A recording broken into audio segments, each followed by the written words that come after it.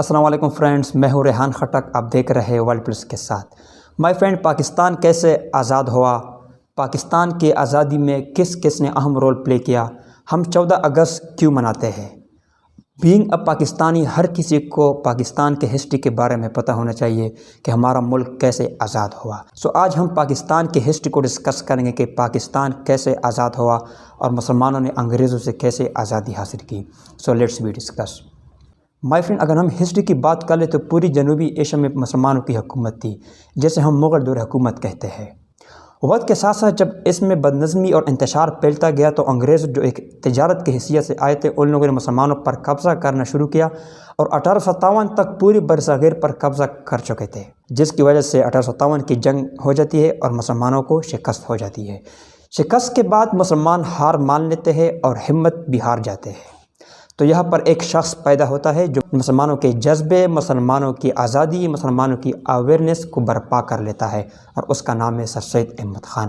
سر سید احمد خان اپنے علی گڑھ سروسز کی وجہ سے ایک آزادی میں ایک اہم رول پلے کیا۔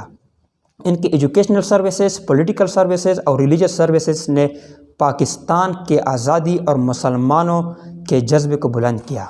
جیسے ایجوکیشنل سروسز میں سر سید احمد خان نے سب سے پہلے مراد آباد میں ایک اسکول قائم کیا 1859 میں، جو ویسٹرن ایجوکیشن فراہم کرتا تھا۔ اس ویسٹرن ایجوکیشن کا مطلب کہ مسلمان انگریزوں کے ساتھ مقابلہ کر سکے۔ اس کے ساتھ ساتھ 1863 میں سائنٹیفک سوسائٹی بنا دی گئی، جس کا مطلب تھا کہ ویسٹرن ایجوکیشن کو ٹرانسلیٹ کر رہا تھا انگلش پہ۔ اس کے علاوہ MAO Mohammedan Anglo oriental school and college کی بنیاد رکھی، جو ویسٹرن ایجوکیشن کے ساتھ ساتھ مسلمانوں کا اسلامک اسٹڈی بھی فراہم کر رہی تھی۔ ان سب کا مقصد کیا تھا کہ مسلمان اویئر ہو جائے اور مسلمان انگریزوں کے ساتھ مقابلہ کر سکے۔ اگر ہم ریلیجیس سروسز کی بات کریں تو خطبات احمدیہ جو نبی کریم صلی اللہ علیہ وسلم کے زندگی پر لکھی گئی کتاب لکھا، اس کے ساتھ ساتھ انجمن اردو اور تبیین الکلام جیسے بائبل لکھے۔ اگر ہم پولیٹیکل سروسز کی بات کر لیں تو دو قومی نظریہ پیش کیا۔ دو قومی نظریہ میں کیا کہا گیا کہ مسلمان اور ہندو ایک الگ قوم ہے، مسلمان کی رسم و رواج، زبان، ثقافت، رہن سہن کے طور طریقے ہندو سے جدا ہے، جس کی وجہ سے ایک الگ قوم ہے۔ یہ کنسیپٹ سب سے پہلے سر سید احمد خان نے دیا اور مسلمانوں کے جذبے کو بلند کیا۔ اس کے ساتھ ساتھ اردو ہندی کنفلکٹ میں بھی ایک اہم رول پلے کیا۔ مائی فرینڈ، 1885 میں AO ہیوم انڈین نیشنل کانگریس کی بنیاد رکھ لیتا ہے۔ یہ بیسیکلی ایک پولیٹیکل پلیٹ فارم ہوتا ہے ہندو اور مسلم کے لیے، تاکہ ہندو اور مسلم اپنی آواز، اپنی ڈیمانڈ انگریزوں تک پہنچائے اور اسے پورا کرے۔ لیکن میجارٹی ہندو کی تھی، ہندو مسلمانوں کو رائٹس نہیں دے رہے تھے، اپنے انٹرسٹ کے لیے کام کرتے تھے، اپنے ریپرزنٹیٹیو مانگ رہے تھے، اپنے میجارٹی بھی سینٹرل لیجسلیٹر میں ان کی تھی، تو جو کام بھی کرتے تھے اپنے لیے کرتے تھے، بلکہ مسلمانوں کی بھلائی کے لیے کام نہیں کرتے تھے۔ اس لیے سر سید احمد خان نے مسلمانوں کو انڈین نیشنل کانگریس کو جوائن کرنے سے روک لیا۔ مائی فرینڈ، 1905 میں پارٹیشن آف بنگال ہو جاتی ہے، eastern Bengal and western Bengal. Eastern Bengal میں مسلمانوں کی میجارٹی ہوتی ہے اور ویسٹرن بنگال میں ہندو کی میجارٹی ہوتی ہے، لیکن ایسٹرن بنگال ریسورسز سے مالا مال ہوتا ہے، اس لیے ہندو اس پارٹیشن کو ماننے سے انکار کر لیتے ہیں اور ڈفرینٹ موومنٹ سٹارٹ کر لیتے ہیں برٹش گورنمنٹ کے خلاف، like Swadeshi movement. Swadeshi movement ایک ایسا موومنٹ تھا کہ ہندو نے برٹش کے تمام پروڈکٹس کا بائیکاٹ کیا، ان سے تجارت بھی ختم کر دیا، جس کی وجہ سے انگریزوں نے پارٹیشن آف بنگال کا فیصلہ واپس لے کر 1911 میں دوبارہ اس کو یونائٹ کیا۔ مائی فرینڈ، ادھر مسلمان سمجھ جاتے ہیں کہ مسلمان ایک الگ قوم ہے، ہندو اپنے انٹرسٹ کے لیے کام کرتے ہیں، ہمارے بھلائی کے لیے کوئی بھی کام نہیں کرتا ہے، اس لیے ہمیں بھی ایک ایسی پلیٹ فارم بنانا چاہیے کہ مسلمانوں کا آواز، تاکہ مسلمانوں کی آواز بلند ہو اور مسلمانوں کی ڈیمانڈ کو انگریز پورے کر لے۔ تو مائی فرینڈ، اس میں مسلمانوں کو پتہ چل جاتا ہے کہ ہندو ایک الگ جماعت ہے، یہ ہمارے لیے کام نہیں کرتے بلکہ اپنے انٹرسٹ کی لگے ہوتے ہیں، کیونکہ میجارٹی میں ہوتے ہیں۔ اپنے ڈیمانڈز کو پورا کرنے کے لیے انڈین نیشنل کانگریس ہندو کی اکثریت جماعت تھی، اس لیے مسلمان بھی ایک الگ جماعت بنانے کی سوچ لیتے ہیں۔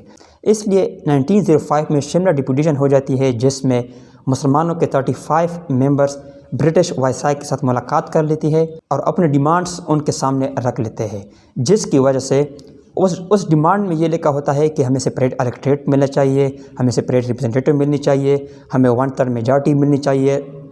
تو اس ڈیمانڈ کو پورا کرنے کے لیے برٹش وائسرائے کہتا ہے کہ نیکسٹ ایکٹ میں ہم اس ڈیمانڈ کو لازمی پورا کریں گے۔ تو اس وقت مسلمانوں کو اندازہ ہو جاتا ہے کہ برٹش وائسرائے ہماری ڈیمانڈ کو پورا کرے گا، تو اس لیے مسلمان بھی ایک الگ جماعت بنانے کی کوشش میں لگ جاتے ہیں۔ 1906 میں مسلم لیگ قائم ہو جاتی ہے، جو مسلمانوں کی ایک الگ جماعت تھی۔ مائی فرینڈ، اس مسلم لیگ کا مقصد کیا ہوتا ہے کہ مسلمان اور برٹش آپس میں یونائٹ ہو، مسلمانوں کے رائٹس کی پروٹیکشن ہو، مسلمانوں کی ڈیمانڈز پورے ہو۔ تو اس لیے مسلمان ایک پولیٹیکل پارٹی بنا لیتے ہیں جیسے مسلم لیگ کہتے ہیں۔ With the passage of time 1916 میں لکھنؤ پیکٹ ہو جاتا ہے۔ لکھنؤ پیکٹ میں ہندو اور مسلمان دونوں ایگریمنٹ کر لیتے ہیں، آپس میں مل جاتے ہیں۔ کیوں مل جاتے ہیں؟ کہ اس وقت ورلڈ وار 1 چل رہا ہوتا ہے، برٹش الائی میں ہوتا ہے، تو اس لیے یہ آپس میں ایگریمنٹ کر لیتے ہیں کہ ہم اپنے ڈیمانڈ ان کے سامنے رکھ لیں گے اور برٹش ان کو پورا کرے گا۔ کیونکہ اس وقت برٹش نے مسلمانوں کے مسجدوں کو شہید کیا ہوتا ہے اور ہندو کے مندر کو بھی گرائے ہوتے ہیں، جس کی وجہ سے مسلمان اور ہندو کو شدید غصہ ہوتا ہے اور آپس میں مل جاتے ہیں اور برٹش کے اگینسٹ ہو جاتے ہیں۔ ادھر کچھ ڈیمانڈز مسلم اور ہندو مل کر کے کچھ ڈیمانڈز بنا لیتا ہے اور برٹش کے سامنے رکھ لیتا ہے، لیکن یہ لکھنؤ پیکٹ بھی فیل ہو جاتا ہے، کیونکہ اس میں بھی ہندو نے مسلمانوں کے ساتھ گیم کھیلا ہوتا ہے۔ ہندو میجارٹی میں ہوتی ہے، ہندو میجارٹی میں تھے اور مسلمان مینارٹی میں تھے۔ ہندو اپنے انٹرسٹ کے لیے کام کرتے تھے، مسلمانوں کی نہیں سوچتے تھے، اسی لکھنؤ پیکٹ بھی فیل ہو جاتی ہے۔ تو اس میں 1927 میں سائمن کمیشن آ جاتا ہے، جسے ہندو اور مسلمانوں کو کہتا ہے کہ آپ ایک پروپوزل تیار کرو مل کر کے، ہم اس کو 1935 کے ایکٹ میں لاگو کر لیں گے۔ سو مائی فرینڈ، سائمن کمیشن کے بعد ہندو کی ریئیکشن بھی آ جاتے ہیں اور مسلم ریئیکشن بھی آ جاتے ہیں۔ مسلم یعنی دلہی پروپوزل اس کو ہم کہتے ہیں۔ مسلمان ایک پروپوزل پیش کر لیتے ہیں ہندو کے سامنے کہ یہ پروپوزل کو اپنے پروپوزل میں ملا کر کے ان کو پیش کر لے۔ اس پروپوزل میں کیا لکھا ہوتا ہے کہ سندھ کو سپریٹ کرنا چاہیے بمبئی سے، مسلمانوں کے لیے الگ ریپرزنٹیٹو ملنے چاہیے، 1/3 میجارٹی ملنی چاہیے۔ اس کے بدلے میں نہرو رپورٹ آ جاتا ہے۔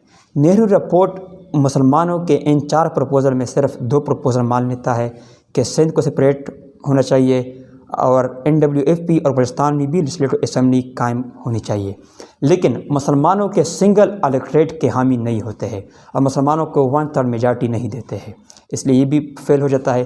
تو اس کے بدلے میں قائد اعظم محمد علی جناح اپنے 14 پوائنٹس پیش کر لیتا ہے 1929 میں۔ قائد اعظم رحمۃ اللہ فرماتے ہیں کہ اس 14 پوائنٹس کو اگر ایکٹ میں شامل نہیں کیا تو ہم اس کو نہیں مانیں گے۔ 1930 میں خطبہ الہ آباد ہو جاتا ہے، جس میں علامہ محمد اقبال رحمۃ اللہ علیہ مسلمانوں کو ایک الگ سپریٹ ملک کا نام دیتے ہیں، یعنی مسلمان ایک الگ قوم ہے، مسلمانوں کے رہن سہن، مسلمانوں کے طور طریقے ہندو سے جدا ہے۔ اس لیے علامہ اقبال فرماتے ہیں کہ فیڈریشن ہونا چاہیے، پولیٹیکل آٹونمی ہونی چاہیے۔ تو اس کے ساتھ ساتھ راؤنڈ ٹیبل کانفرنس بھی ہو جاتے ہیں جو فیل ہو جاتے ہیں۔ 1940 میں لاہور ریزولوشن ہو جاتا ہے، جس میں فرسٹ ٹائم پاکستان ایک انڈیپینڈنٹ اسٹیٹ کا نام تصور میں آ جاتا ہے، یعنی پاکستان ایک انڈیپینڈنٹ ایک سورن اسٹیٹ کے نام سے پہچانا جاتا ہے۔ لاہور ریزولوشن کے بعد مسلمانوں کا ایک انڈیپینڈنٹ اسٹیٹ تصور کرنا مسلمانوں کے خیال میں آ جاتا ہے، یعنی مسلمان ہندو سے ایک الگ قوم ہے اور مسلمانوں کو ایک انڈیپینڈنٹ اسٹیٹ بنانا چاہیے۔ اسی میں کوئٹ انڈیا موومنٹ سٹارٹ ہو جاتا ہے، جو برٹش گورنمنٹ کو پریشرائز کرتے ہیں ہندو، جس میں گاندھی کو جیل میں قید کر لیتے ہیں اور 1943 میں اس کو پھر رہا کر لیتے ہیں۔ اس کے بعد کیبنٹ مشن پیش ہو جاتا ہے، جس میں برٹش کے 3 ممبرز مسلمان اور ہندو کے سامنے ایک فائنل پروپوزل پیش کرتے ہیں۔ اس پروپوزل میں جو برٹش کا جو پاور تھے وہ ٹرانسفر ہو جاتے ہیں انڈیا کو۔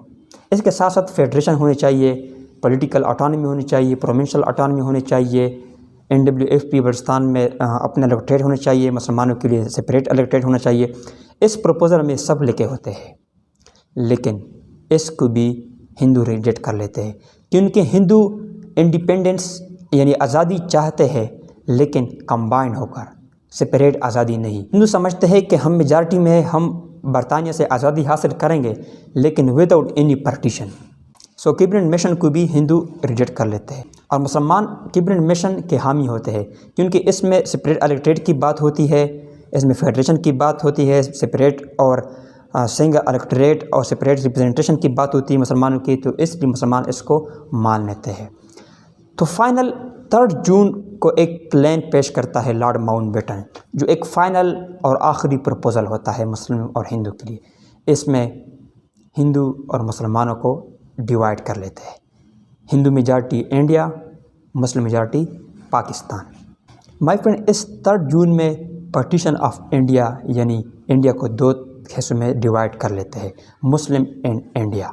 اس کے ساتھ ساتھ اس پلان میں یہ کہتے ہیں کہ لوگوں کی مرضی کے مطابق یعنی ریفرینڈم کے ذریعے لوگ اگر انڈیا کو جوائن کرنا چاہتے ہیں یا پاکستان کو، فیڈریشن ہونا چاہیے، پروونشل اٹانومی ہونی چاہیے، سندھ ان بلوچستان میں سپریٹ الیکٹریٹ ہونا چاہیے، تو یہ مسلمانوں کی حقیقی آزادی کا سوچ آ جاتا ہے۔ اور اس لیے مسلمان 14 اگست 1947 کو آزاد ہو جاتے ہیں انگریزوں اور ہندو سے، اور ہندو 15 اگست 1947 کو آزاد ہو جاتے ہیں۔ سو مائی فرینڈ، کمپلیٹ ہسٹری ہم نے ڈسکس کیا کہ پاکستان کی آزادی میں کس کس نے اہم رول پلے کیا۔ مائی فرینڈ، میرے انداز سے سر سید احمد خان نے جو مسلمانوں کے جذبے بلند کیے، مسلمانوں کی آزادی میں ایک اہم رول پلے کیا، اس جیسے رول کسی نے بھی پلے نہ کیا ہوگا۔ اور علامہ اقبال نے جو خواب دیکھا تھا کہ مسلمان ایک الگ قوم ہے، وہ خواب قائد اعظم نے پورا کیا، اور یوں ہم آزاد ہو گئے، اور پاکستان 14 اگست 1947 کو آزاد ہو گیا اور ایک انڈیپینڈنٹ اسٹیٹ بن گیا، جیسے ہم 14 اگست 1947 کو سیلیبریٹ کرتے ہیں۔ سو مائی فرینڈ، میری طرف سے تمام دوستوں کو پاکستان کے 75 anniversary independence day Mubarak who. Thank you.